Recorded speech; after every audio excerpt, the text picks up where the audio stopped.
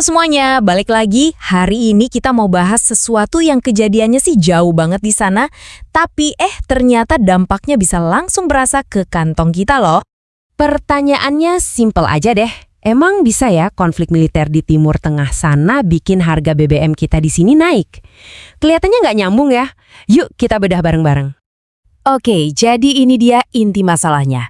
Menurut sumber kami, Amerika Serikat sekarang lagi melakukan blokade di Selat Hormuz. Dan ini bukan main-main ya, ini adalah sebuah langkah yang punya potensi buat, mengguncang ekonomi seluruh dunia. Kita mulai dari yang paling dekat sama kita semua ya. Apa sih dampak langsung yang mungkin bakal kita rasain dari semua ini? Dengerin deh kata-kata dari ahlinya. Asra Firgianita dari Universitas Indonesia bilang, ini tuh bukan lagi soal apakah bakal ada dampak, tapi seberapa gede nanti dampaknya. Dan yang paling penting, terutama kalau blokadenya berlangsung lama. Oke, sekarang kita geser sedikit. Kenapa sih jalur air yang kelihatannya sempit ini bisa jadi krusial banget buat ekonomi dunia? Emangnya apa itu Selat Hormuz? Biar gampang, bayangin aja Selat Hormuz itu kayak satu-satunya pintu tol buat energi dunia. Coba bayangin kalau satu-satunya jalan utama keluar dari kota besar tiba-tiba ditutup total. Pasti lumpuh total kan? Nah, sebegitu strategisnya posisi Selat Hormuz ini. Dan ini dia angkanya, nih, yang bikin kita semua harus waspada. 20%. Coba deh bayangin, 1 dari setiap 5 barel minyak yang diperdagangkan di seluruh dunia itu harus lewat jalur sempit ini.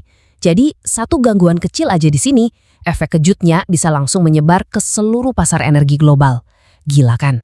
Terus, apa sih yang sebenarnya jadi pemicu sampai ada tindakan sedrastis ini? Yuk, kita coba lihat dari sudut pandang kedua belah pihak. Di satu sisi, ada Amerika Serikat. Mereka bilang tindakan ini adalah diplomasi paksa. Tujuannya buat menekan Iran supaya selat ini tetap terbuka buat semua negara. Nah, di sisi lain, ya udah pasti Iran mengecam keras tindakan ini. Ini langsung bikin suhu di sana makin panas, padahal wilayah itu udah tegang dari sananya. Nah, ini nih pernyataan yang keluar langsung dari Gedung Putih. Presiden AS Donald Trump waktu itu pakai kata-kata yang keras banget menuduh Iran mencoba memeras dunia. Dari sini aja kita bisa lihat kalau pertaruhan politik di balik aksi militer ini tinggi banget. Dan ini poin yang paling bikin tegang. Ini bukan sekedar blokade biasa, ada ancaman militer yang sangat nyata di baliknya.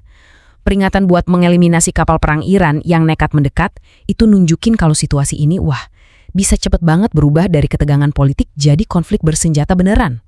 Nah, sekarang kita masuk ke bagian yang menarik.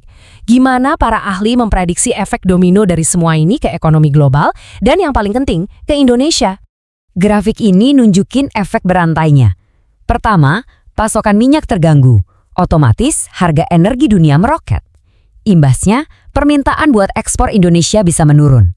Dan yang paling bakal kita rasain, yaitu harga BBM di dalam negeri berpotensi ikut-ikutan naik. Oke, kita urutkan lagi biar jelas ya. Jadi, blokade di Hormuz bikin aliran minyak macet. Ini memicu kenaikan harga energi dan inflasi di seluruh dunia. Akibatnya, ekonomi global jadi melambat.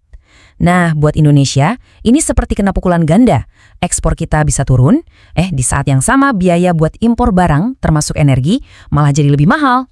Tapi, tunggu dulu. Seperti biasa, dalam setiap peristiwa besar, selalu ada sudut pandang lain yang perlu kita pertimbangkan juga. Ada juga loh beberapa analisis dari sumber kami yang justru bertanya, memangnya dampaknya bakal segede itu? Mereka berpendapat kalau kepanikan ini mungkin sedikit berlebihan. Loh, kok bisa? Nah, argumen mereka ini menarik banget. Pertama, blokade ini katanya spesifik banget, cuma menargetkan kapal-kapal yang ke dan dari Iran, bukan negara-negara teluk lainnya. Kedua, ada juga yang bilang ini justru bisa menstabilkan kawasan dengan menghambat pasokan material senjata ke Iran.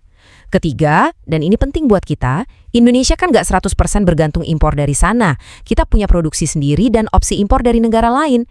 Jadi menurut pandangan ini, selama negara-negara lain di Teluk masih bisa berdagang, dampaknya ke kita mungkin nggak akan separah yang dikhawatirkan. Jadi semua perdebatan ini sebenarnya mengerucut pada satu variabel kunci yang jawabannya masih jadi misteri. Dan kita kembali lagi ke analisis dari Asra Firgianita yang menekankan faktor penentu dari semuanya, waktu. Jadi pertanyaan kuncinya adalah seberapa lama blokade ini akan berlangsung? Jawabannya akan menentukan segalanya. Dan ini dia kesimpulannya, 2 kemungkinan masa depan. Kalau blokade ini cuma berlangsung beberapa minggu, ya mungkin ini cuma akan jadi alat tekanan diplomatik yang keras.